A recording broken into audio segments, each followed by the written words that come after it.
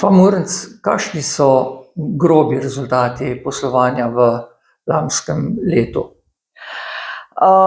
Torej, po naših ugotovitvah iz podatkov letnih poročil, ki so jih predložili zasavske družbe in zasavski podjetniki za leto 2025, so se rezultati poslovanja izboljšali. Tako družbe kot podjetniki so ob istem številu zaposlenih ustvarili več prihodkov, več neto dodane vrednosti in tudi ustvarili več neto poslovnega pozitivnega izida.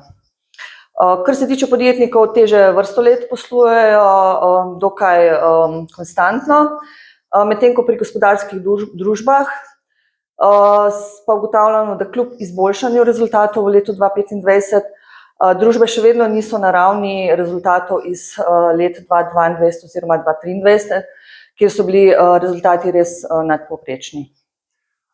Katere gospodarske panoge so najbolj zanimive v teh rezultatih?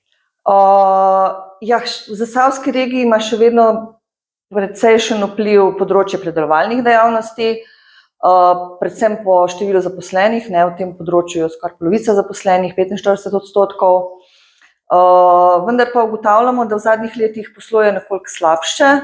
Na primer, v letu 2025 so ustvarile samo 1% več prihodkov in pa kar 23% manj neto čistega dobička regije. Tako da v bistvu imajo vedno pomembnejši vpliv tudi družbe z drugih področij dejavnosti, kot v preteklih letih tudi informacijske, komunikacijske in računalniške dejavnosti, ki so ustvarile največ neto čistega dobička regije, več kot četrtino, in so ga tudi povečale za 9%. Potem so pa tu še trgovina, gradbeništvo, tudi z več kot desetino neto čistega dobička in pa tudi rastjo v letu 2025 v primerjavi z 2024. Mogoče bi pa omenila še poslovanje z nepremičninami. Tukaj je v letu 2025 prišlo do bistvenega povišanja tako ustvarjenih prihodkov in tudi neto čisti dobiček je bil skoraj več kot 6-krat večji kot v letu 2024. Kakšno pa je poslovanje zasavskega gospodarstva v primerjavi s Slovenijo oziroma z drugimi regijami? V bistvu zasavska regija kot najmanjša regija po nominalnih zneskih je bolj na koncu vseh regij.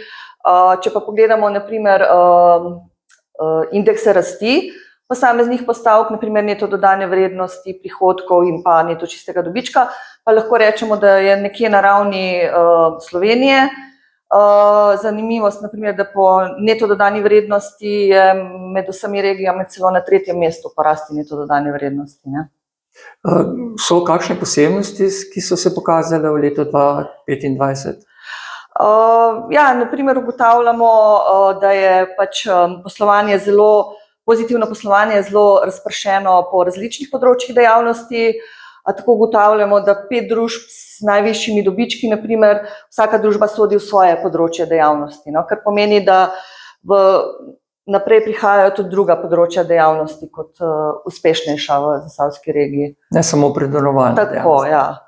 Tukaj omenim mogoče isto, kot sem že rekla, trgovino, poslovanje z nepremičninami, gradbeništvo, predvsem pa te informacijske, komunikacijske, računalniške dejavnosti, pa tudi zavarovalniške in finančne dejavnosti. Hvala lepa.